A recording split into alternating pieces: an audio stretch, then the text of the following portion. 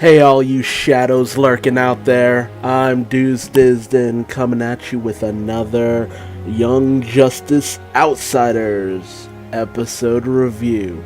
This time it's Season 3's Episode 6 titled Rescue Op. We pick up this episode in the Middle East with a rotund gentleman playing with one of the VR headsets we've seen in previous episodes just littered about that I still believe is in some way a machination of the light. It has to be. It just has to be. Because apparently he's the only one who's led outside only to encounter, and I love it, Black Spider, voiced by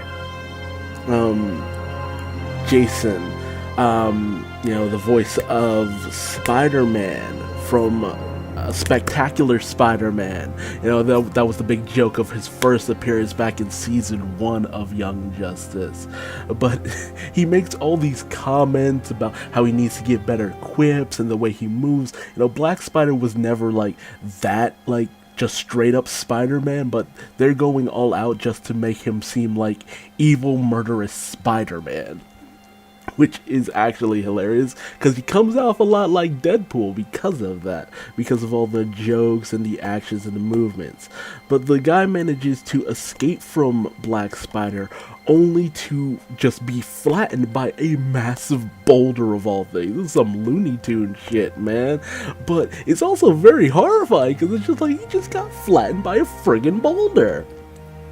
And Black Spider, praises someone off screen that apparently is his protege and says all the bosses will be pleased by your actions here, which shows that the Black Spider is working for the light and the League of Assassins and all that good stuff. And we see a figure off in the distance in the shadows with these glowing red eyes, and it's very much hinted that this is Terra. But, a lot of characters later on, state that, hey, it could be somebody who has psychic abilities, it could be someone who's super strong. There are a lot of things that it could be rather than Terra and her geokinetic abilities. We also get confirmation that Barbara is in fact in a wheelchair, so more than likely the events of the Killing Joke have taken place at some point here. As she was shot through the stomach and fractured her spine, and she is now confined to a wheelchair, now operating under Oracle, and communicates with Dick Grayson through his eye lenses and stuff like that. And we also see that they are in fact in a relationship. So that's a nice little something that's going on. Don't know if Starfire exists in this universe, or maybe Dick will move on to Starfire, or maybe they've been back and forth, or if it's just streamlined Dick and Barbara. But it's nice to just see that their relationship has kind of pressed forward, like it usually does. A more common relationship rather than what we normally see in this series. We also see another kind of relationship forming between Brion and Halo, as they're going on a bit of a walk. Brion's giving apples to Halo, and Brion is lightening up to a certain degree about his life in exile. We also see them introduced to Forager, as he has been exiled from New Genesis. And Halo, who is a bit taken with apples, is introduced to Forager, and all of a sudden Halo starts spouting off all this information on New Genesis, and it's just like, how do you know all of this? But at the same time, if you've been paying attention very closely, whenever Sphere flashes or glows a certain way, it's almost like he's able to activate something within Halo, almost like she's been possessed by a mother box to a certain degree, because of certain abilities that we've seen her have. But she spouts off all this information, and everybody's just taken aback by the fact that she knows all of this. But aside from that, Brion actually has a bit of a bond with Forager for a bit, mostly because he's excited to actually meet an actual alien, which, that's the most excited I've seen Brion outside of angry or determined. So that's to know he has a few other gear. Meanwhile, in order to decide where Forager will live, Miss Martian has her bioship, which actually was transformed into a car, has it transformed into an RV where Forager and Brion can stay. That way they're not crowding up Superboy and McGann's household. Black Lightning also passes over Dr. Jace to get in communications with Brion, who, Brion is very much distant from Dr. Jace because of what happened, and she's just trying to do her best to make things right to a certain degree. Dick also passes along intel that he got from Barbara, who a lot of people aren't in the know about. He's very much on the hush-hush about Barbara's involvement with anything, but that tended to kind of be the case in certain areas when it came to Barbara being Oracle. She was very isolated for a bit.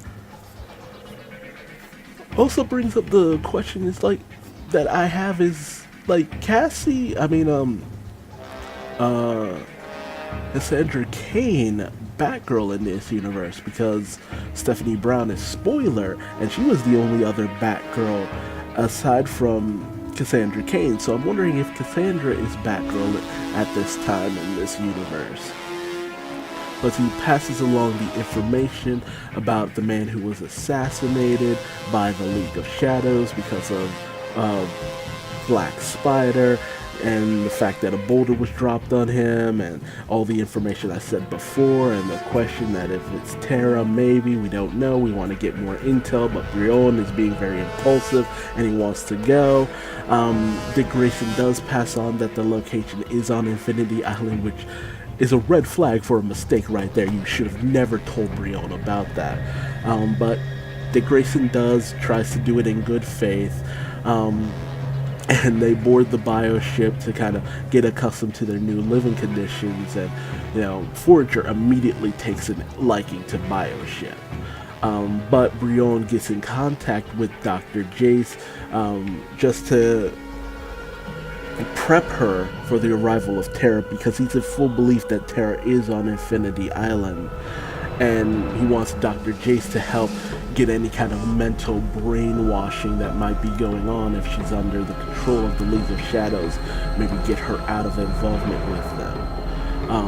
But Halo and Forager want to go along because they feel a kinship with Brion because he's been nice to them on a few occasions. So they've decided to just team up together, and Halo uses her special relationship with Sphere in order to get him to transform and take them to Infinity Island.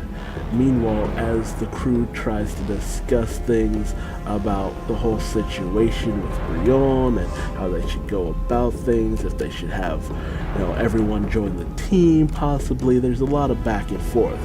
But Barbara passes along information as to Halo's true name, Gabrielle Doe.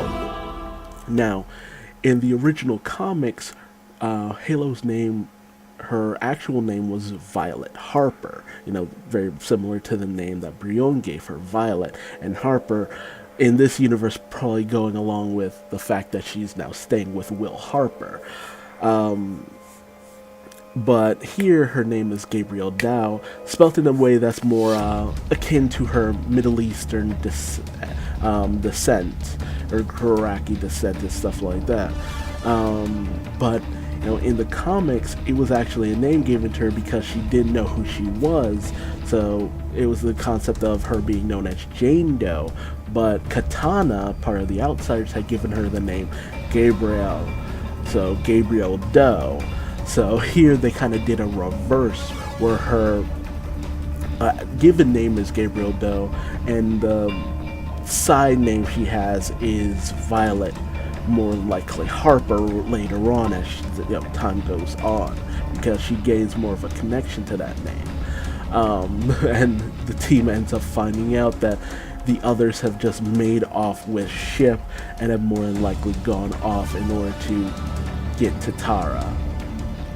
So we cut to Infinity Island, where the four, including Ship, go to infiltrate Infinity Island and spy upon the League of Shadows in order to get some information. Halo has a bit of a moment with Brion, where she's very excited to be going on this mission. She's very, it's obvious she's very taken with Brion, even, really embracing the name Violet, like I said before, because it's one that Brion had given to her. But we come to find out it was more because she had turned a violet color, not so much that he was giving her a name. But Halo is really taken with it.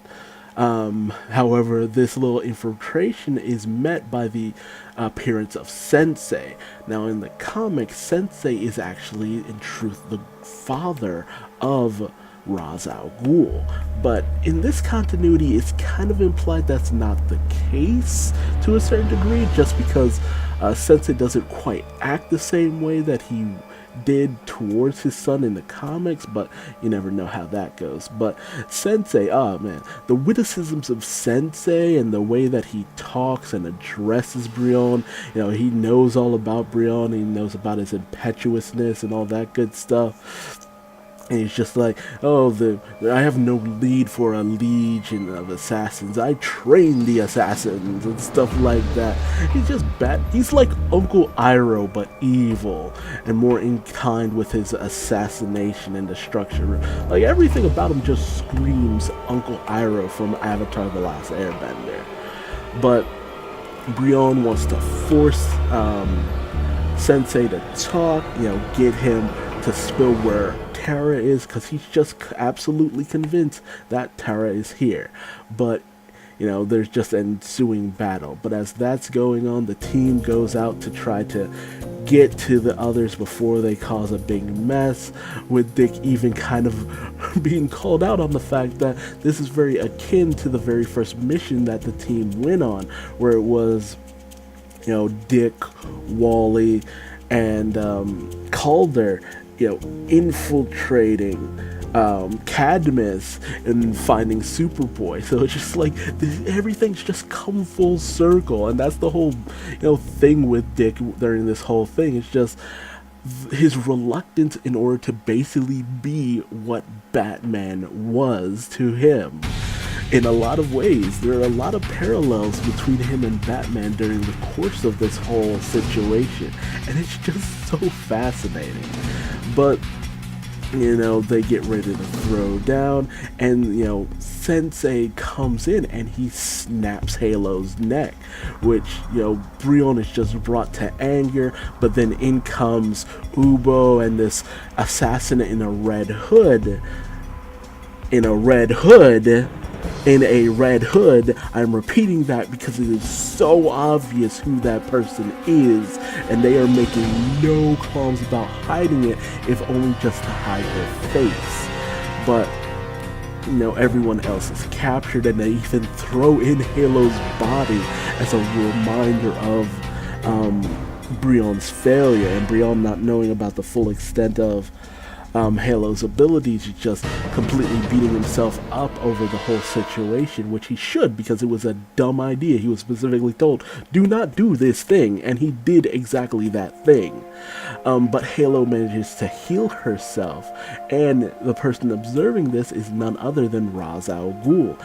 And Sensei's just like, but I was pretty sure I snapped her neck. I'm pretty sure she shouldn't have come back from that.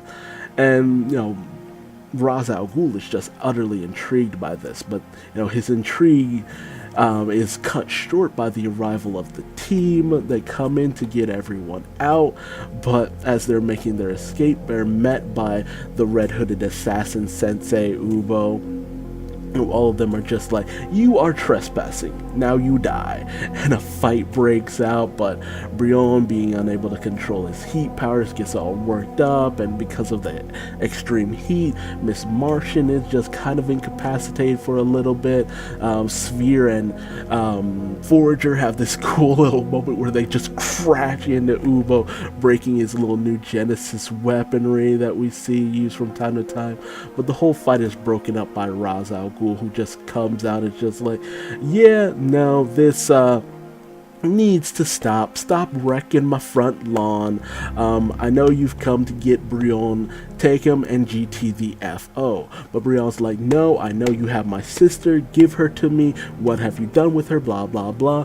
And Ra's al Ghul's just like, bro, chill the fuck out, I don't have your sister, and in fact, even if the League of Shadows did have your sister, I am no longer part of the League of Shadows. And he just lays it right there on the table.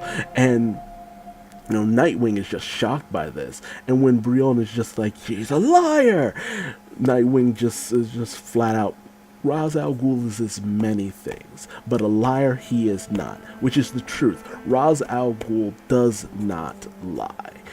He puts things all on the table, and he is rarely deceptive about his intentions. Very, very rarely, which I believe is ultimately why he didn't go along with the light, and he's no longer part of them.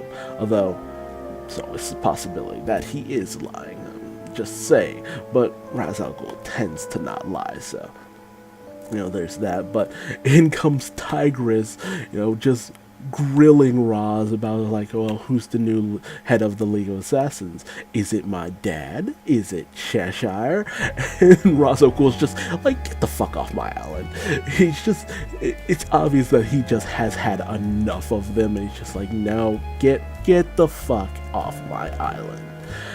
And as they leave, we see out comes Talia with a baby that is very obviously Damian, son of Bruce Wayne and true heir to the Bat, heir to the Demon, all that good stuff. So, no, it's unfortunate that he's only this old though, because that means it'll be another 10 years before we truly see him come back in to things. So, that kind of disrupts a few things with timeline wise, which is unfortunate, but it just means that Damian exists in some kind of alternate time frame kind of thing. He won't be Robin for a good while. And we also see obviously Jason, because it's obviously Jason.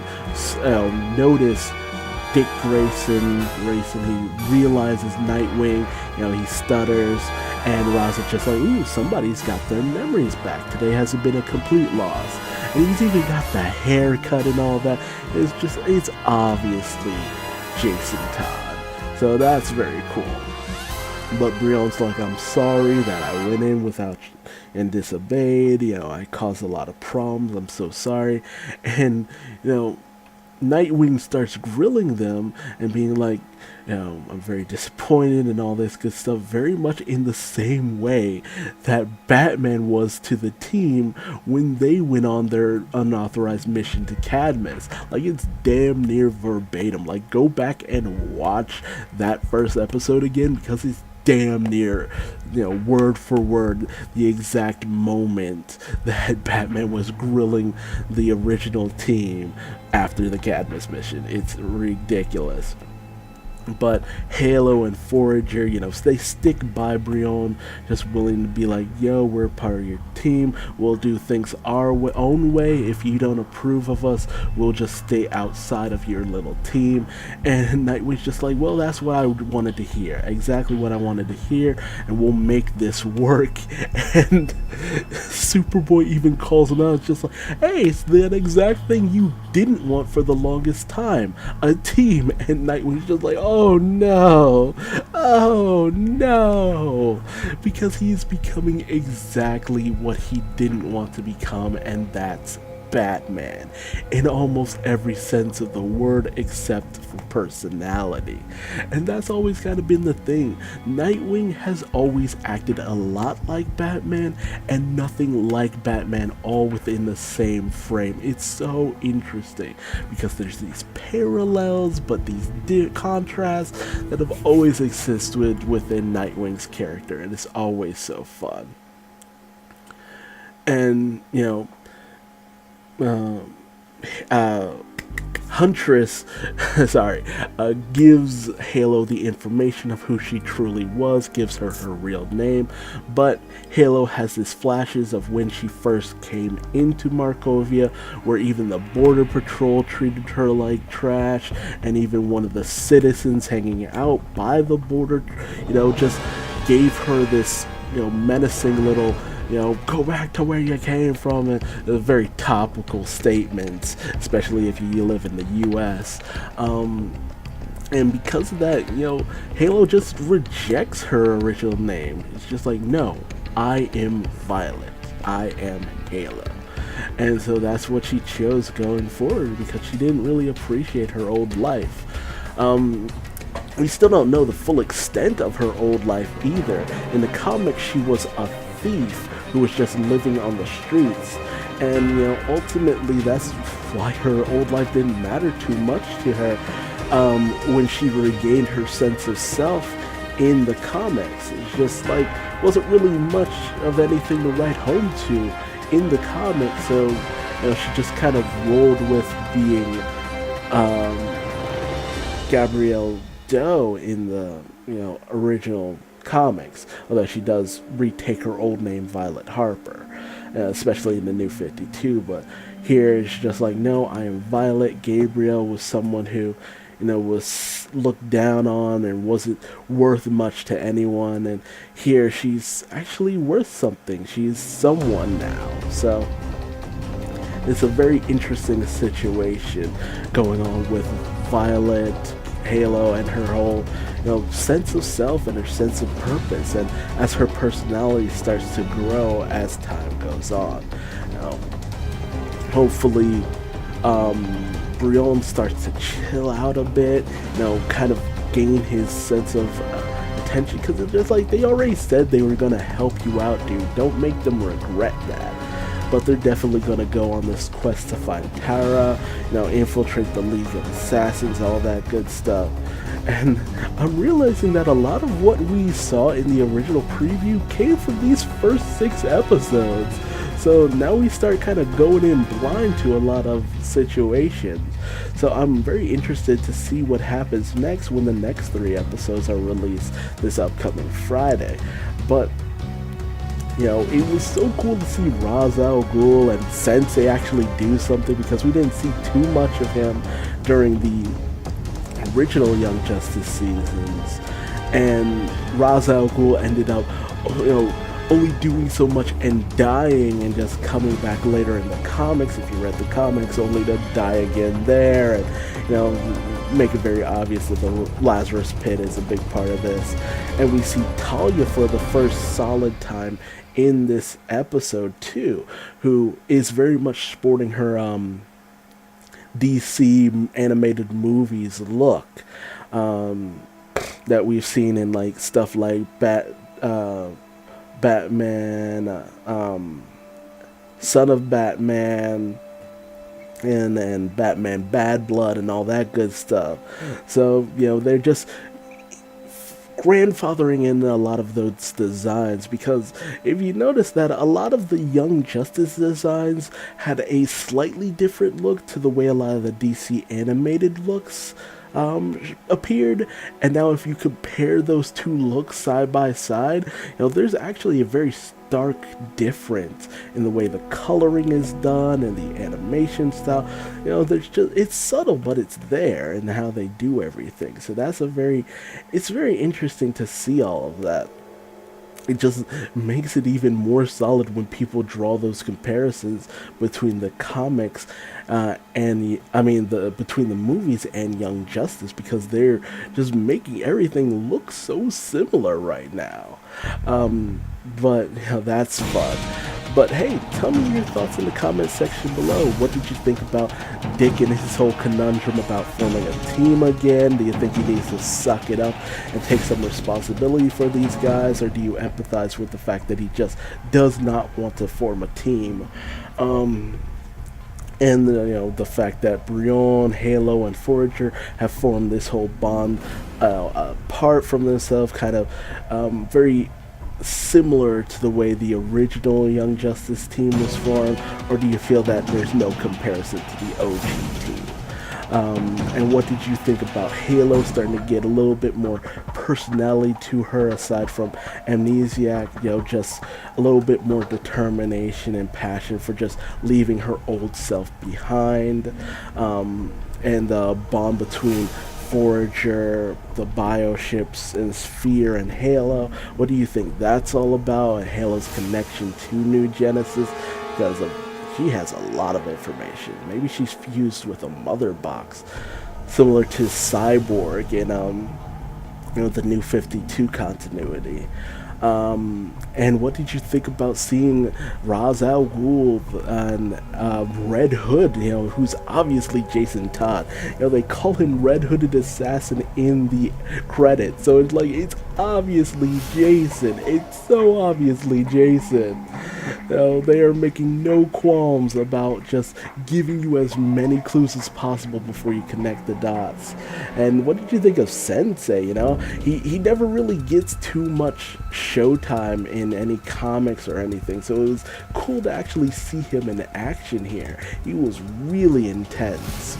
And the appearance of Talia, where if you've read the comics, you had a good few moments with Talia, but this is the first time we've seen her in animated form, so hopefully she gets a little bit more appearances here and there as the series goes on, and it's not just a one-off cameo. But if you liked what I had to say in this video, leave me a like. If you didn't, feel free to leave me a dislike and tell me what I'm doing wrong in the comment section below, so that I might better myself for future videos. And hey, how about subscribing, because I'll definitely be bringing you more Young Justice Outsiders episode reviews. Until then, I will see you in the next video. Bye-bye.